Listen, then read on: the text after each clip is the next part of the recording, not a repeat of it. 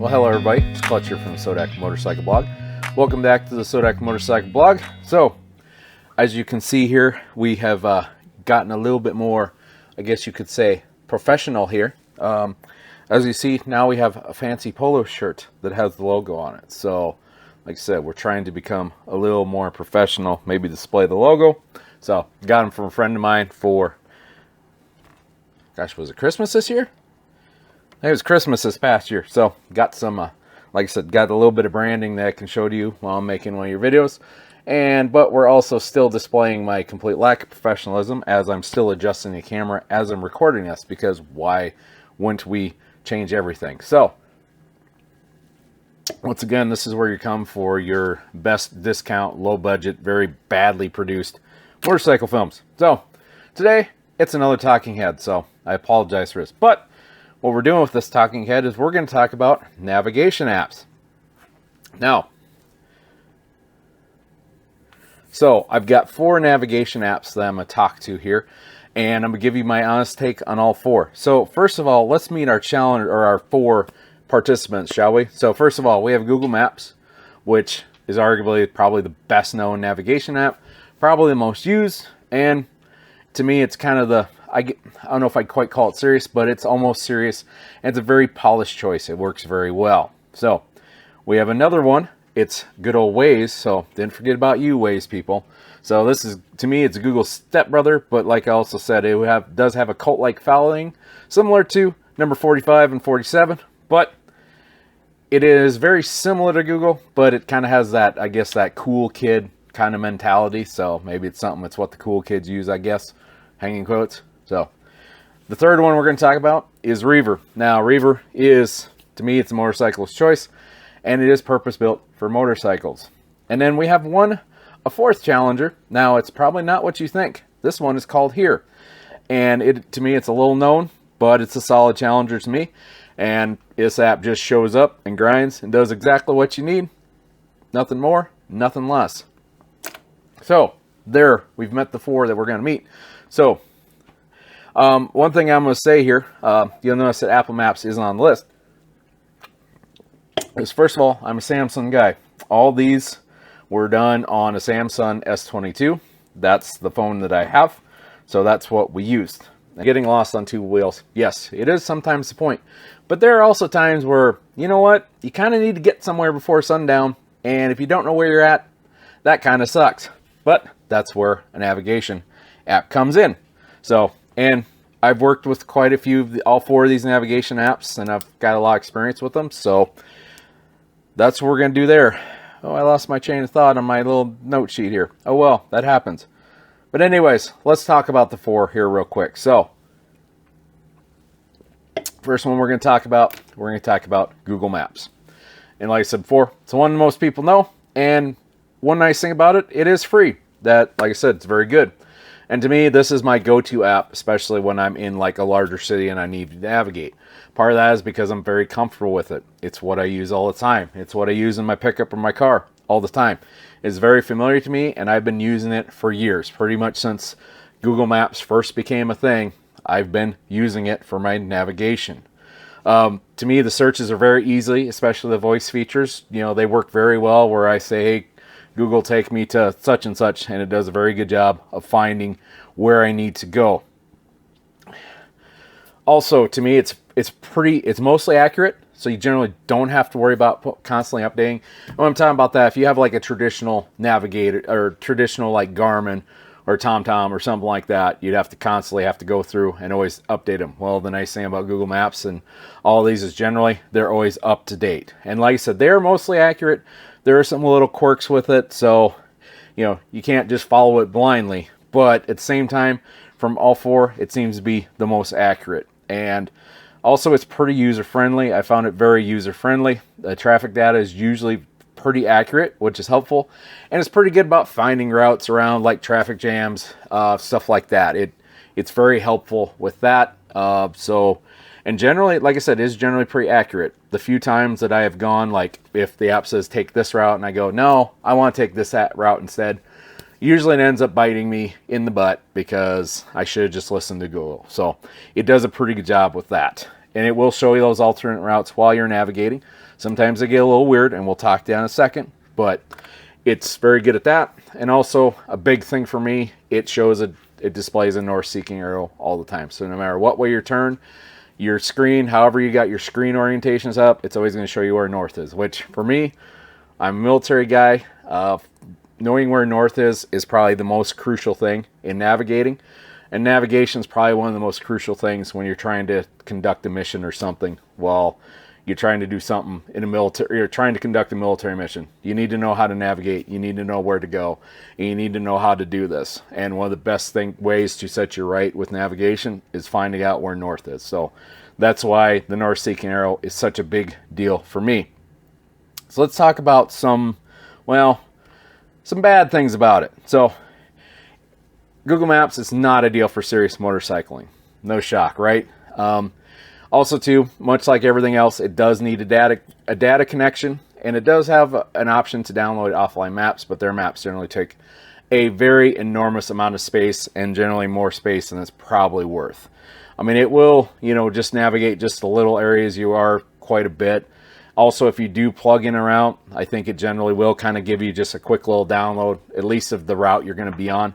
But for the most part, if you're offline somewhere, you're not going to have, it's going to still keep you going, but you aren't going to be able to like change routing or anything like that. So that does kind of suck.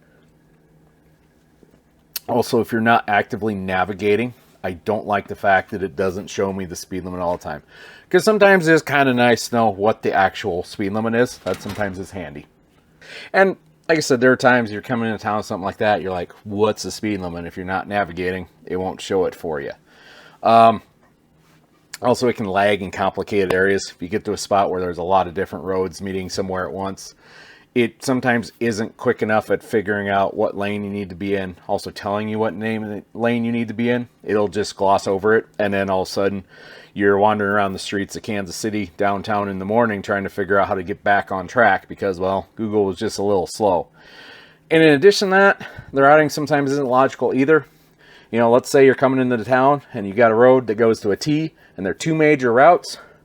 Well, Google might tell you, well, you need to go this way and this way and this way and that way, and I'll have you take 17 different weird little side roads just so it can save 1 mile or a minute of travel. So I wish you could activate like a logic mode that says, hey, if I'm going down a main drag and turning onto another main drag, how about we just stay on the main routes if there's no traffic jams or anything like that?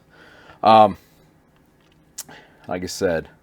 Also, for route planning, if a road is closed, it will not let you select that road. So if you're sitting there, it's January, and you're trying to figure out a ride you want to do through like Yellowstone or the Rocky Mountains or something like that, if that road is closed, Google will not let you route on it, period. It doesn't matter if you say, hey, I'm doing it from 6 months now. Google don't care. It just assumes you're going to do it right now. So that's how it operates.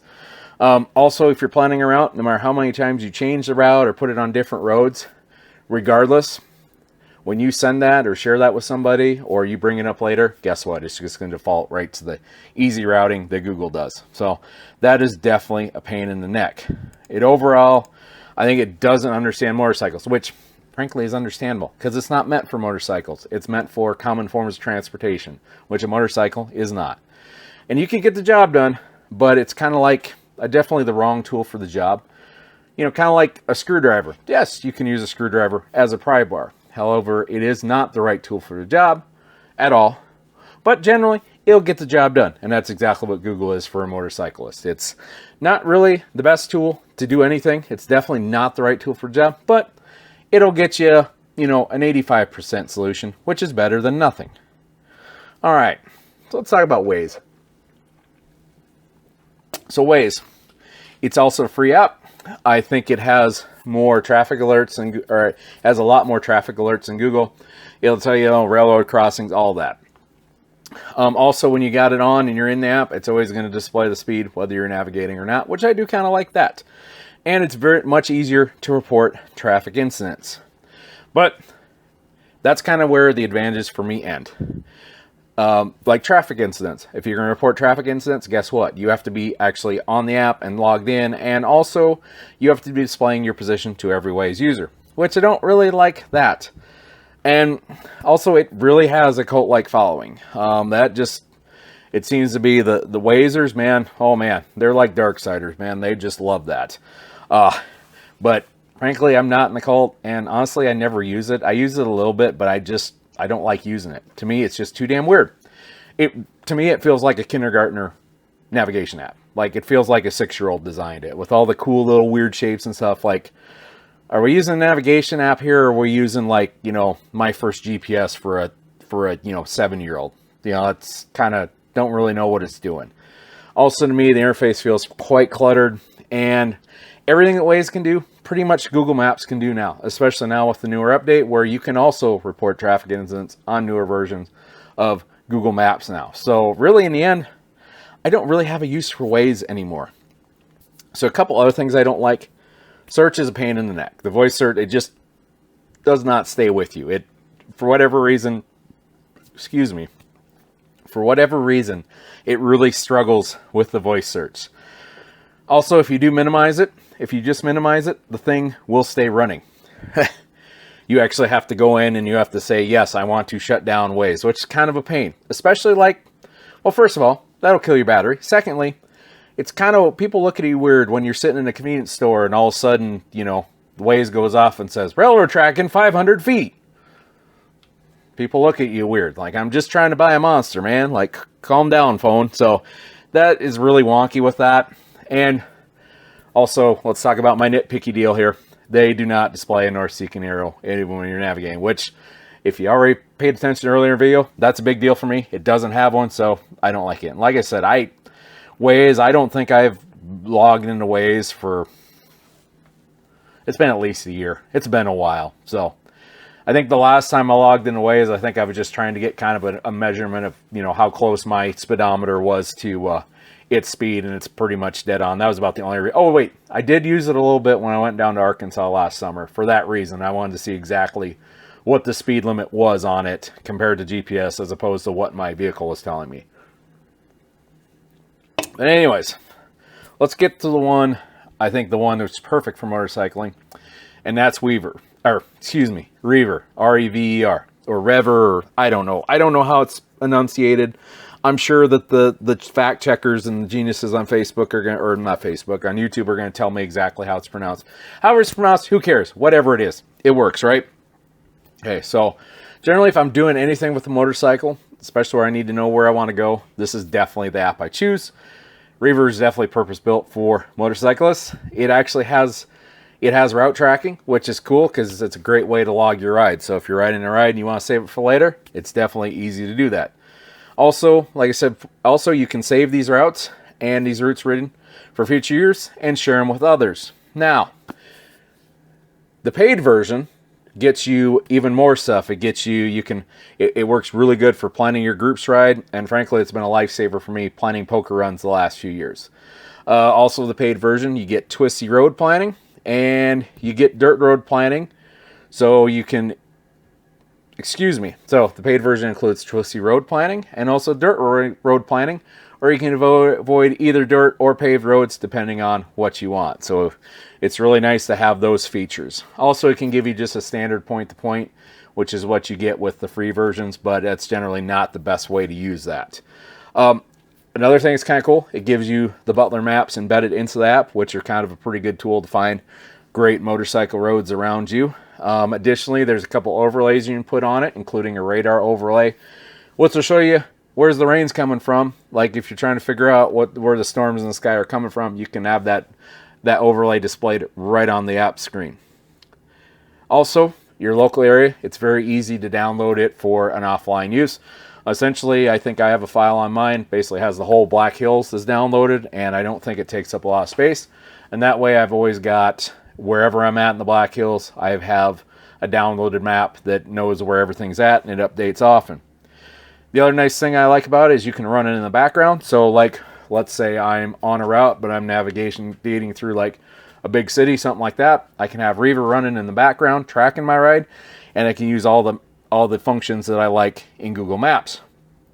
Now, like I said, just like anything else, there are limitations. One of the big one, and this is the big catch, like I said before, full features require a subscription, which is $40 a year, for the full version, or if like say you're an RPM member, which is that membership that you get with Revzilla, JP Cycles, and Cycle Gear, you get it half off for $20 a year, which isn't too bad, but still, it does kind of suck. You do have to pay for it, and this version is to me, using Reaver, like, or Rever, or whatever it's called, it definitely pays to invest the money in it, use the full version, because honestly, the free version is really, there isn't a lot, the features on it kind of aren't the best. To really get the features that you like, you got to pay for it. That's just how it is. If you're using it for a point-to-point, like through a city, something like that, this app definitely isn't the best for navigating. And it is kind of finicky with the navigation itself. You do have 2 navigation options. You can do point-to-point, or you can do line, where it follows a route line. One thing that sucks with point-to-point navigation, it's great because it gives you a turn-by-turn, but even if you miss, let's say your point here that you have to hit is right here, and you drive like this, it'll say, nope, you didn't hit that point. And then you'll get 3 or 4 miles down the road, and it'll still be trying to navigate you back to this point. Additionally, if you go to forward it, it doesn't quite respond to it. So you might hit the first point and finally get it to go. Well, then you'll skip your next point. Now it's going to tell you to go to the 4th point. So it's really wonky like that. So like when I'm using it for navigation, I'll generally follow the route line, which kind of sucks because if you're following the route line, it doesn't give you turn by turn. All it's going to do is if you get off the route, it'll just give you a little flagging on it saying, hey, you're off your route. Now it will highlight your route, but like I said, you kind of got to be paying a little bit more attention to your phone and less attention to the road, which is where your attention should probably be. So that kind of feeds into to use this app effectively. I think you do need a little bit of navigation skills. So if you're someone that really struggles with navigating or can't find where you're at, I honestly would probably just stay away from Reaver. I would just stay away from it. Just, use something else, but maybe don't use Reaver. Because like I said, you kind of got to know where you're going and have an idea of how navigation works to really use it to its full potential. Another thing that sucks with it is like if you're sitting here with your phone trying to plan a route, it's almost impossible to plan a route with the phone. You really got to do it at home on your computer. That's really the way you have to plan it, which is great if you're a ride planner person, but if you're not really a planner, you can't really do anything with that. And lastly, and this is the big one, it's really only good for riding. If you're doing anything else with it other than riding, it's pretty much worthless. So it only works when you're on your motorcycle. That's just how it is. Which frankly is a motorcycle navigation app. So that's kind of the right tool for the job. Trying to think. So if you're cutting a board, yeah, you can do it with, I don't really have a description, I guess, to make this work, but Reaver is very much, when you talk about right tool for the job, well, it is the right tool for motorcycle navigation, and that's about it. You aren't going to really use it for anything else. All right, so let's meet our 4th app here. I talked about earlier, and we're going to talk about Here. The name of the app is actually Here, and this one to me is kind of an outlier. But the reason I kind of got going with Here is one of my mom's cousins long time ago, I wouldn't say long, like I would say probably a decade ago, worked for the company that actually owned this app. So that's kind of how I got hooked on it. And like I said, it's very much an outlier, but I really got a real soft spot for this app. This app is what I use to complete 3 iron butt runs, and I pretty much intend to continue to use it for future runs. Now, using this is kind of a bit of a learning curve, but once you get comfortable with it, once I got comfortable with it, I was very happy with it. And to me, it's perfect for long distance riding challenges like an iron butt ride.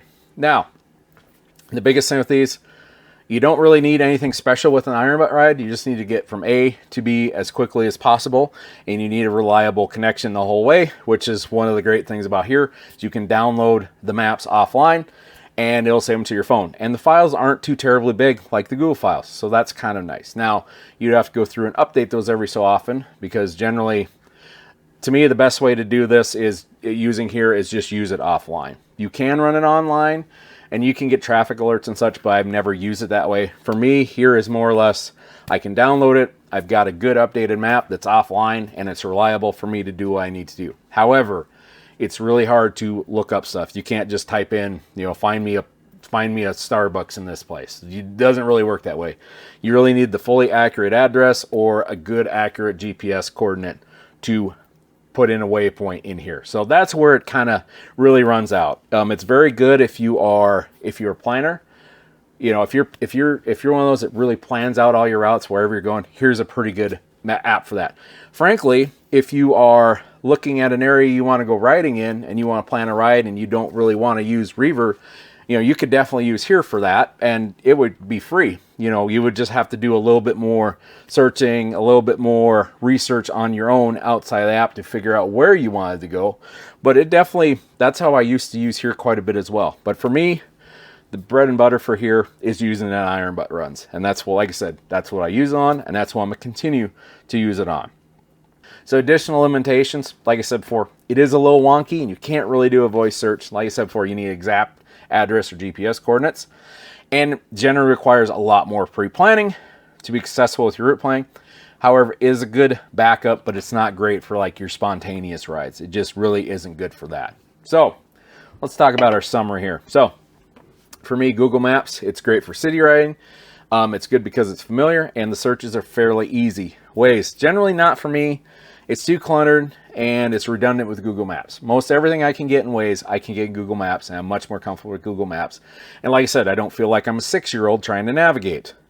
Reaver, it's great for motorcycle touring. It's great for group rides. It's great for poker runs. It's great for the route planning portion, especially with it. However, it does require a subscription, which does kind of suck. Here, it's great for long distance challenges like iron butt runs.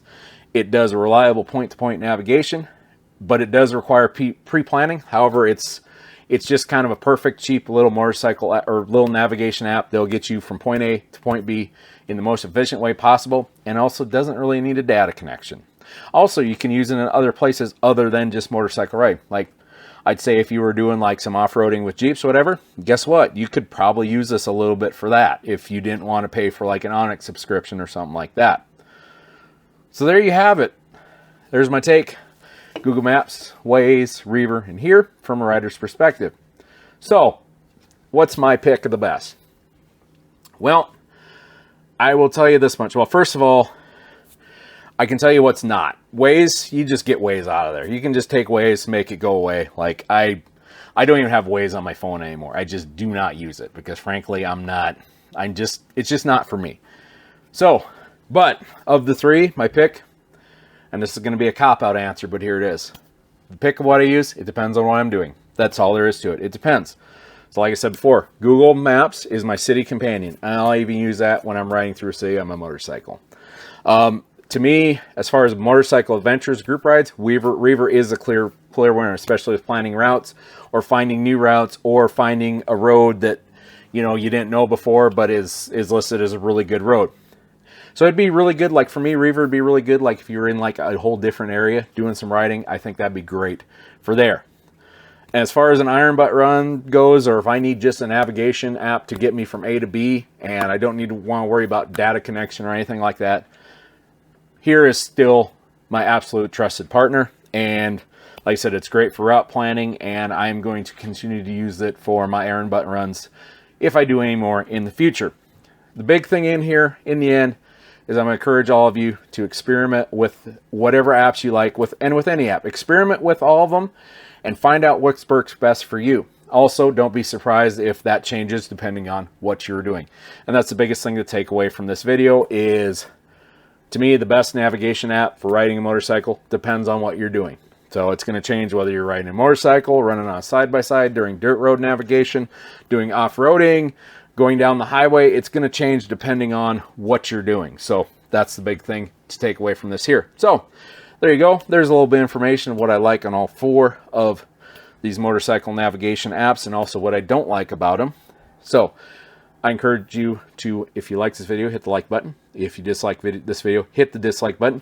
Also, feel free to add comments down below, good or bad. And honestly, comment in there, what app do you use and why? And if you got some good tips to how to make some of these apps a little bit better, also feel free to add those in.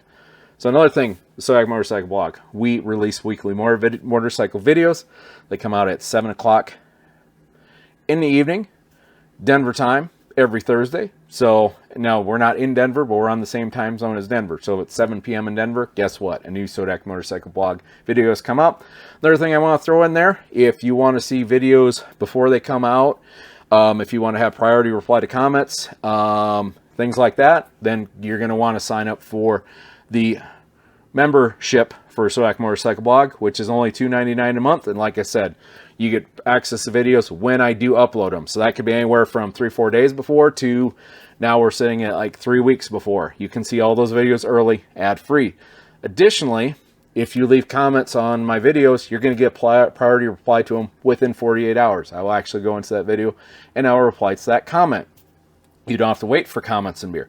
Additionally, you get a little tiny Sodak Motorcycle Blog logo beside your name when you do leave comments on my videos. So I'd please like to ask you to consider that. The money for that's pretty much going to go into improvements for the Sodak Motorcycle Blog. So I encourage you to take a look at that. If you think it's great for you, great. You know, give it a month, give it 2 months, see how you like it. If you don't like it, you can always cancel anytime. So, but anyways, for the Sodak Motorcycle Blog, I'm Clutch, and we will see you later.